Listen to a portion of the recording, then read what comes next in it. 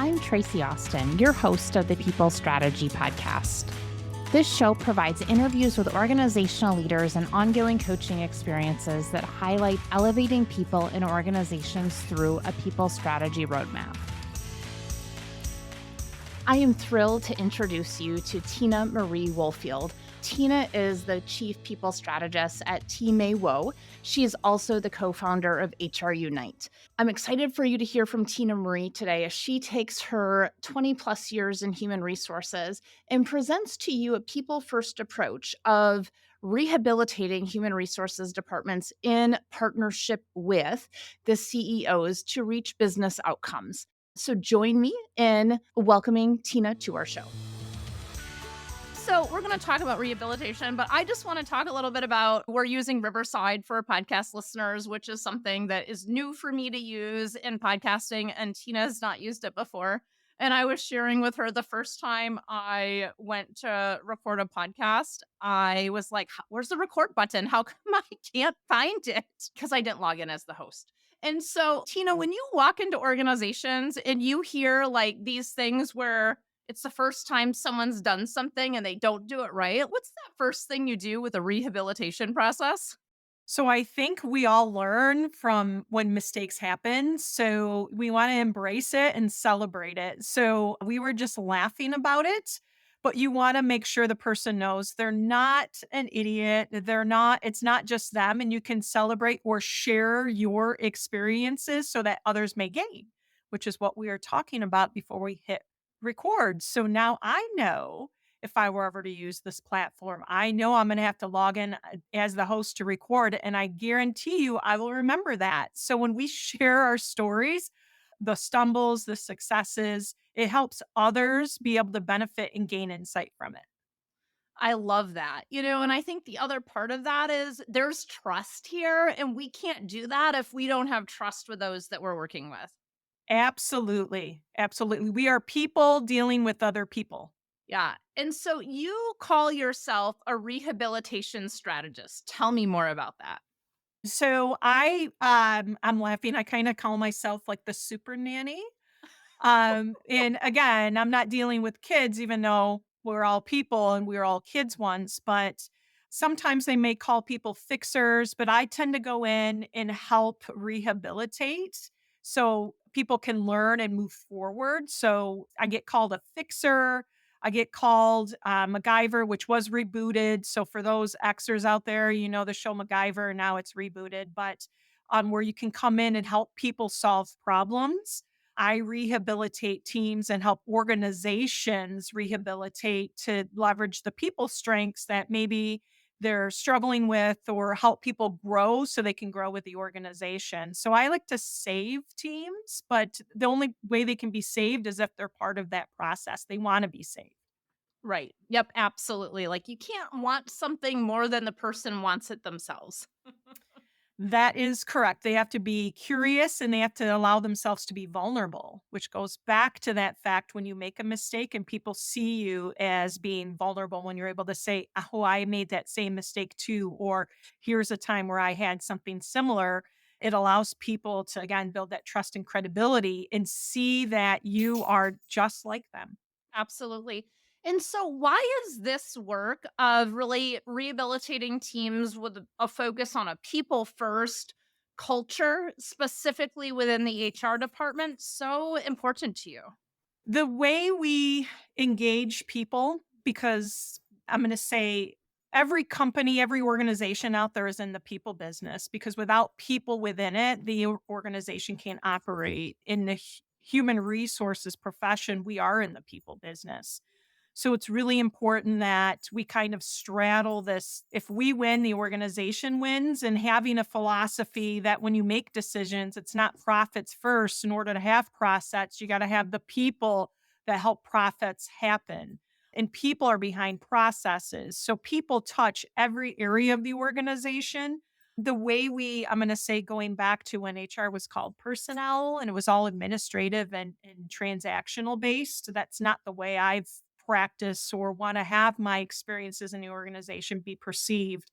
So for me, it's helping organizations see that when you bring people into the equation in your decision and understand that the root of success begins with the people in your organization, then the profits will come. And instead of making a decision based on profit or revenue, making sure that you're bringing the concept of how the decision impacts people.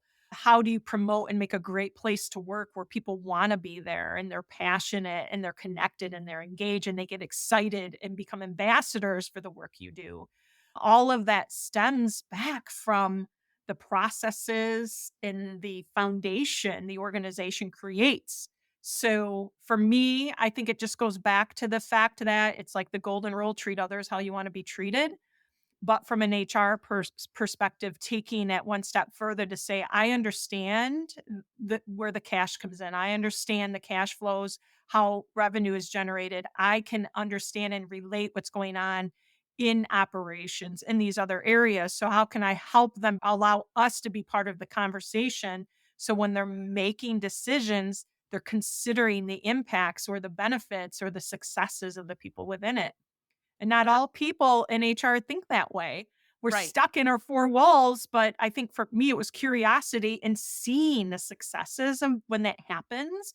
And when you start thinking differently about how HR services are delivered, all of those other things that we're striving to work for, to make the organization profitable, to create a purpose for what we deliver and serve to our customer base, how we generate value, it's all connected, but the root is the people.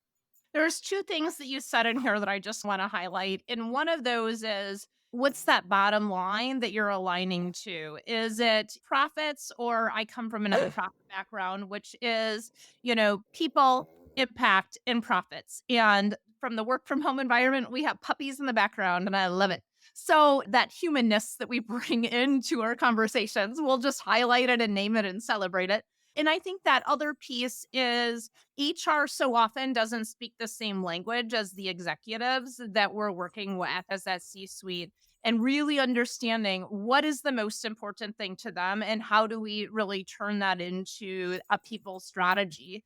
And so I know that when you work with clients, you go all in with them, one or two a year as to what you're doing for this rehabilitation kind of process that you go through. So I would love to hear from you a story of one of your clients as to how you actually collaborated and partnered with that CEO while partnering with that HR team to make a sustainable and incredibly impactful change to go from maybe profit first to people first.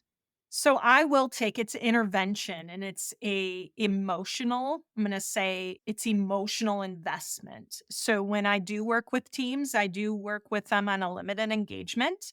So usually it's 12 months on average, no more than 18 because I'm there to help teach them to move forward and I don't want to enable. But one of the ways I do that is I call it my four pillars. And this is how I've led as an HR leader. And this is how I engage the C suite: observe, listen, learn, and then lead. So I spend a lot of time talking to stakeholders when they allow me in and allow me to be part of that process. I talk to stakeholders about their experiences, and often it's what's their experience with the HR team? What's keeping you up at night? How can we improve that engagement with you? So I get a lot of data, and I do that through observations, through interviews, and through conversations. And I can see things often 100 feet out where the people on the HR team are seeing things 3 feet in front of their face because of what we do in our day to day HR lives. So I will have a conversation first with the executive team and identify what their strategies are. Like, what is your goal? What are you trying to do? And oftentimes, some of that conversation centers around we have somebody that we'd like to promote and develop. They're not ready to get to that next level. They haven't engaged to be able to develop the ability to think strategically or know how to engage in conversations different than what their day to day tasks look like. So, if the goal is to build this person up, then we have conversations about what that looks like.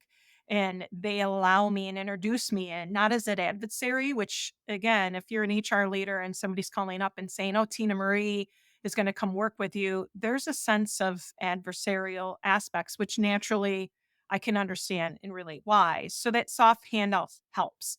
Then before I even engage in that process of working with that team, I'm talking to people and I call it it's instead of the user experience UX, it's PX, people experience.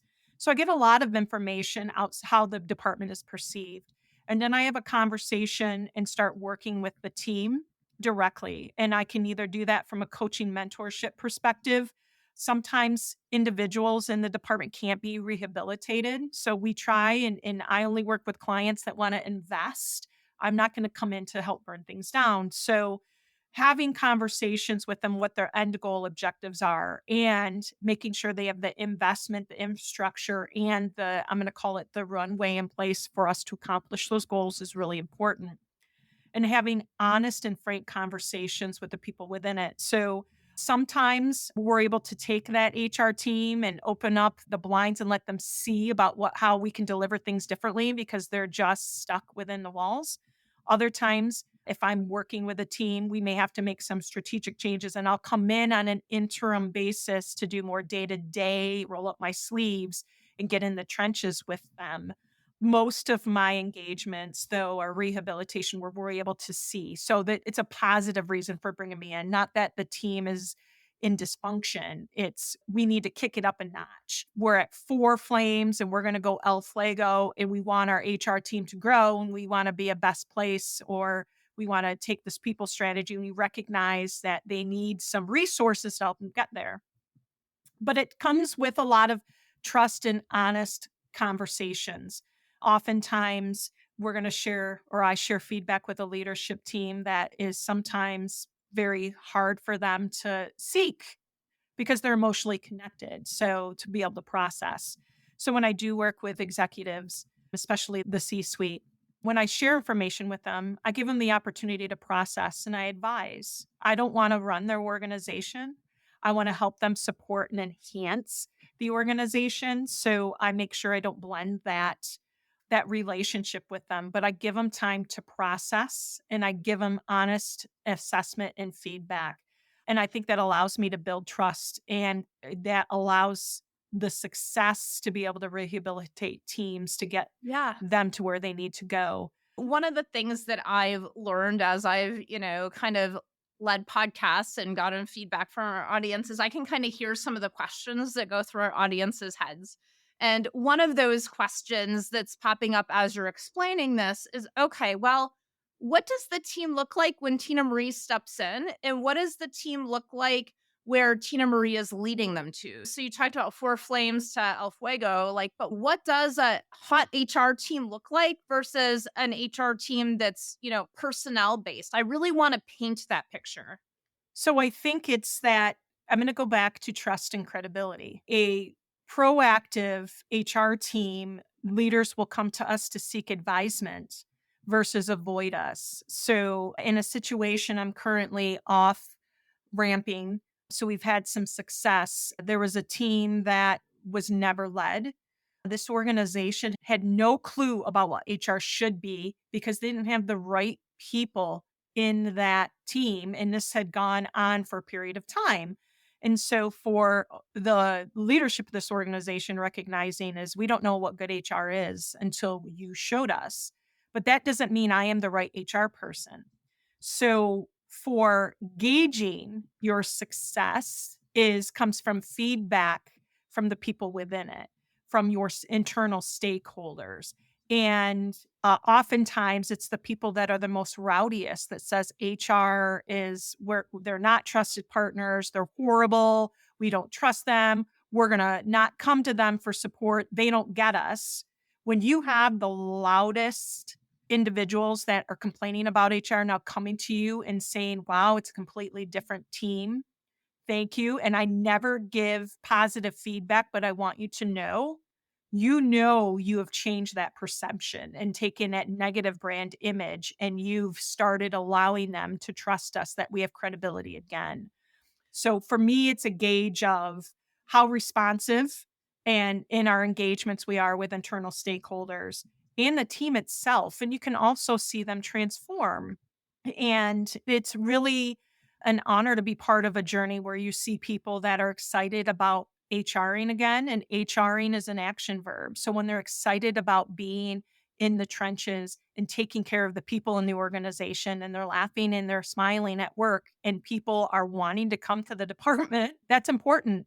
One other key critical piece I will mention, Tracy, is the fact that I believe HR should be amongst the people. And with the organizations I support, if HR is behind closed doors and nobody can access them and they believe they're an entity, you're doing something wrong. I put HR in the fishbowl. I put them out in cubes and I put them out where they're visible for people to come and ask questions. So I take HR from closed doors and put them amongst the people. And I will tell you, the impact that has in the organization in engagement and turnover, in employee satisfaction, and getting rid of a lot of your animosity or your challenges is huge. So that is huge HR fire prevention. Put them out there, don't hide, make sure they're accessible to the people and people see that they're working or see that they're available and they want to help.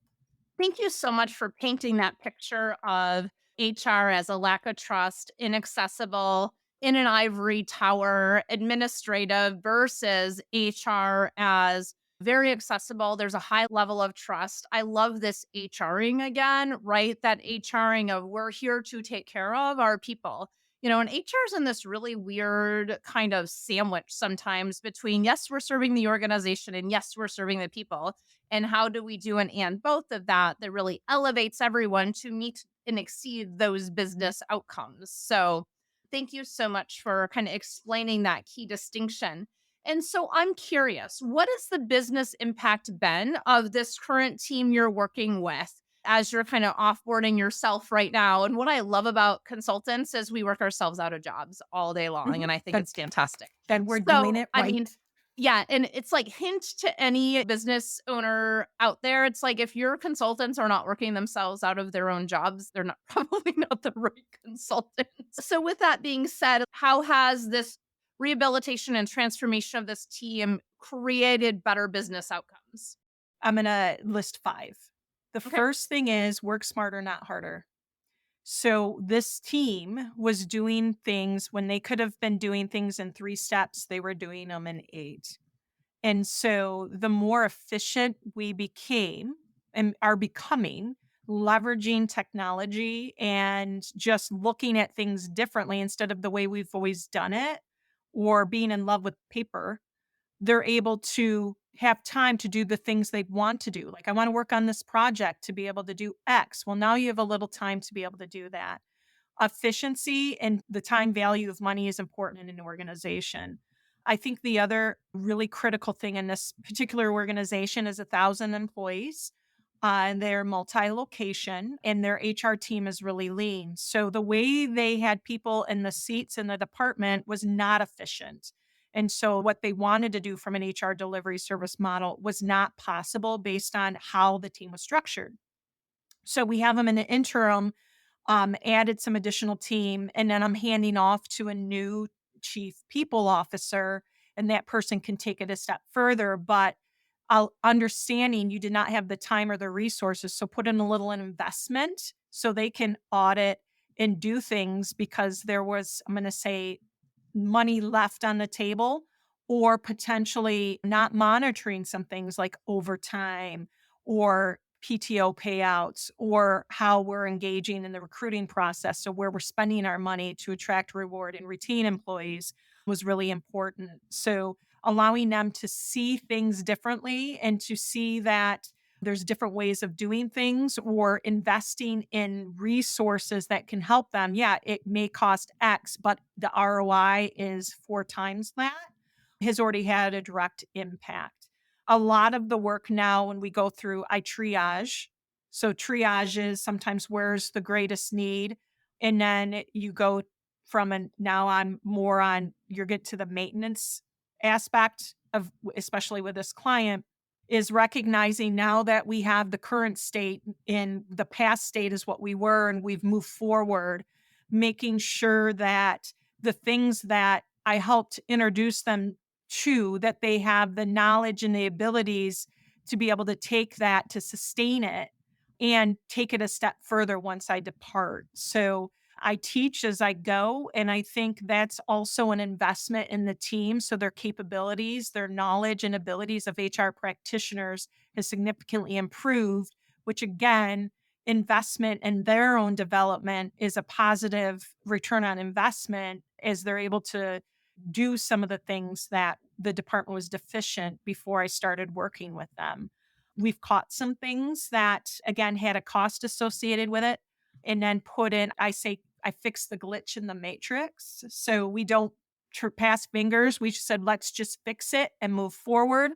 And some of those glitches have, now that we're into 24, I started working with a specific client in 23, have had a positive from a reduced expense or increased revenues perspective, because how we're putting people and developing people in the right seats and giving them the tools and resources to be successful is happening. So it's a like a three-phase process, and it's always fulfilling to see when you can see and celebrate those successes with leadership and have the team see that they're making a difference. It's been really beneficial, especially with this client. They've come a long way.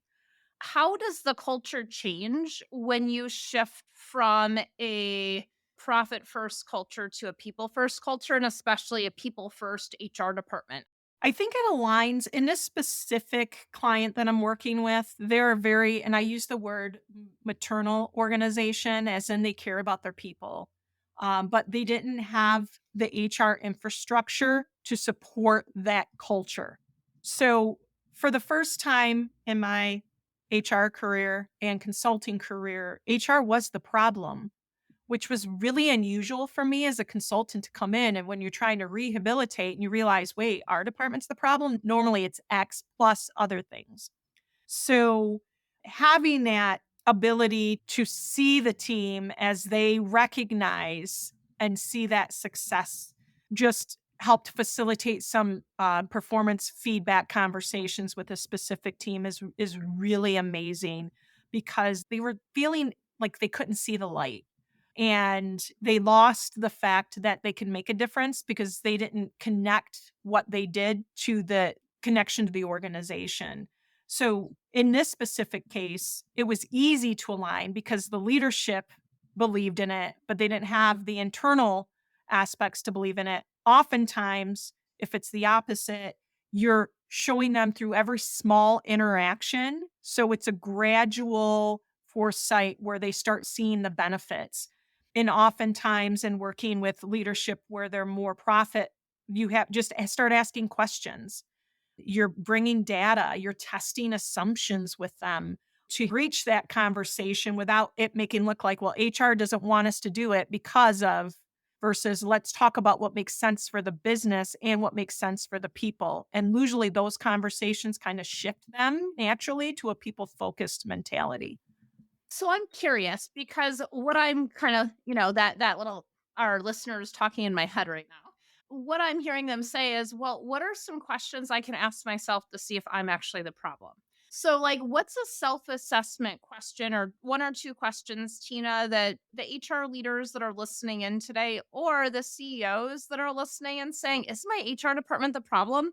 What is a question or two that they could ask to help determine that answer? 360 feedback. So HR needs to be going to our internal stakeholders, our candidates. So regardless of the candidates we hire, the candidates we don't, and asking for feedback about how we're doing in the process. And if you're in an organization that'll give you honest feedback, you will find out very quickly if they want to give honest feedback or if they are reluctant to give honest feedback. That tells you either you're doing the right thing or you're not. And oftentimes, both of those approaches, you're going to hear that you're not, or if people are reluctant to share information about HR, that's also telling you as a CEO that you may have a problem. I think asking questions, asking for unsolicited feedback is so important. And I think CEOs can do that. You can easily ask employees or any C suite. And me as an HR leader, I will ask the individuals that I'm interacting with for feedback and let them know I'm open for feedback if they do hear something. So if we have opportunities to improve. that's hard for people to do, especially us in HR, because we coach you on how to do that, but we can't do that for ourselves. So data tells you a lot. Observations tell you a lot. As C-suite leaders walk around, see how people are engaging each other, see how people are engaging HR, and that will give you a lot of data points to tell you if they're doing it right or if you have a little bit of opportunity to shift how you're engaging your people. Absolutely. And when you specifically look at kind of now we've talked a lot about HR, we've talked a little bit about the executive team and the CEO, but how do you enroll the overall organizational leaders, the mid-level managers in the changes that are happening within the HR department to ensure that it is streamlined across the board? So you have to engage them in the change process. You have to allow them to give their insight and approaches regarding what that change looks like instead of bringing the hammer down, because that change that you want to do, because you're taking all your experiences that happened from your prior organizational lives into the equation, that might not work.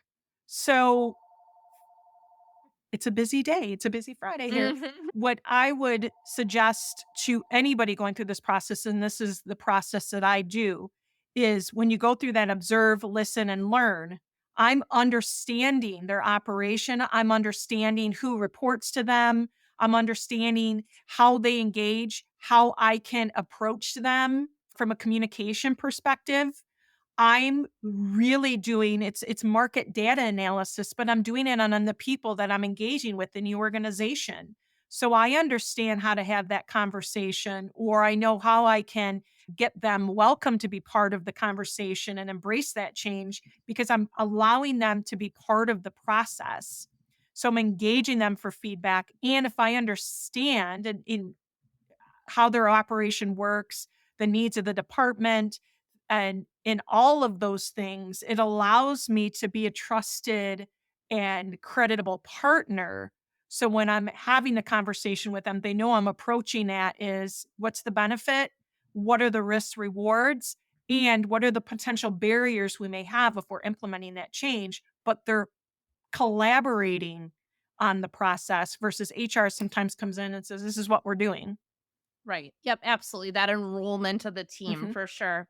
So, as we start to wrap up here today, what is a challenge that you have for our listeners that have really listened to this conversation that they can implement in their own business in order to get a positive people and business result?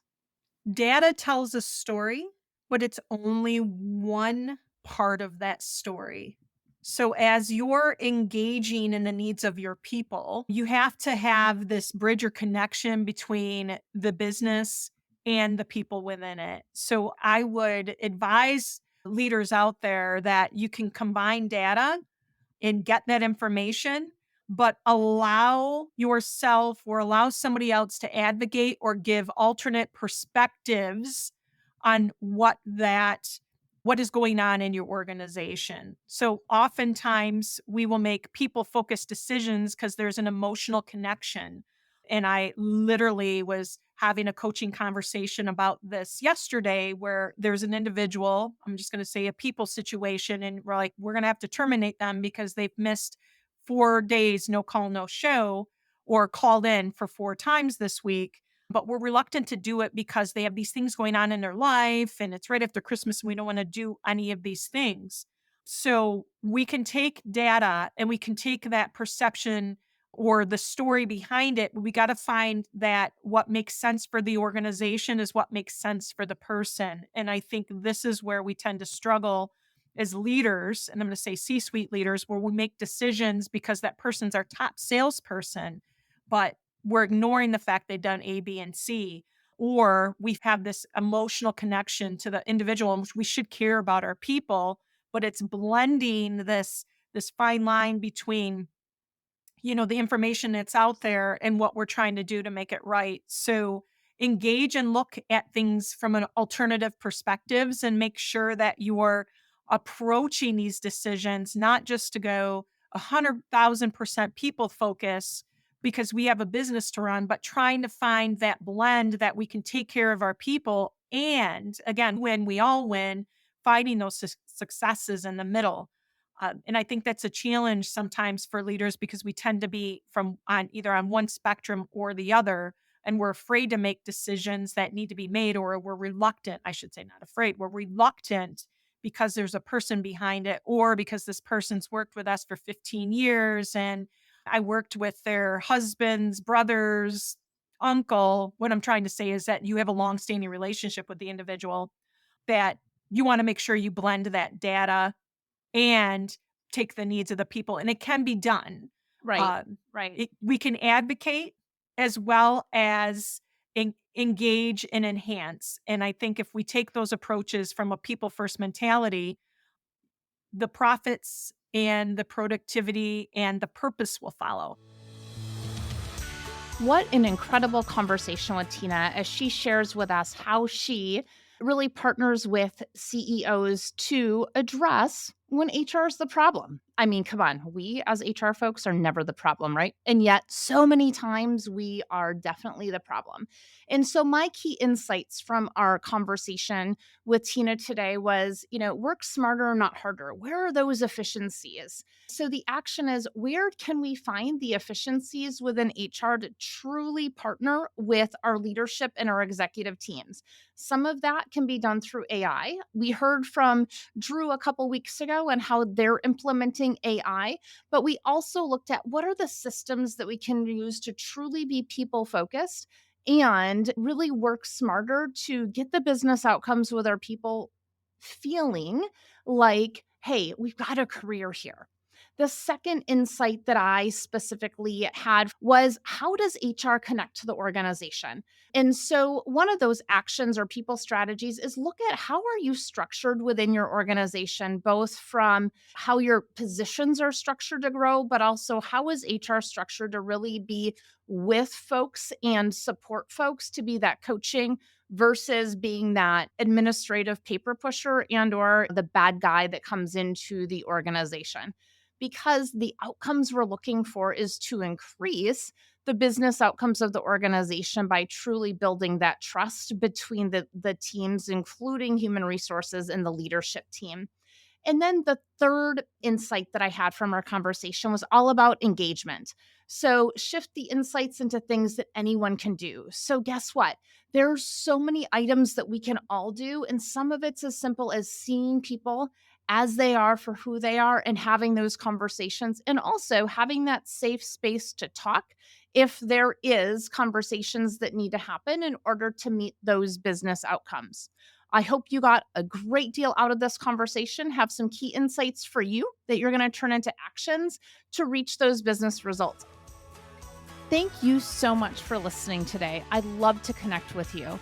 If you'd like to connect, you can find me on LinkedIn at Traci, Traci Austin, and at our website at elevatedtalentconsulting.com. If you'd love to learn more about our process, please reach out to us. And again, thank you so much for listening and sharing your feedback with us through a review. Have a fantastic day.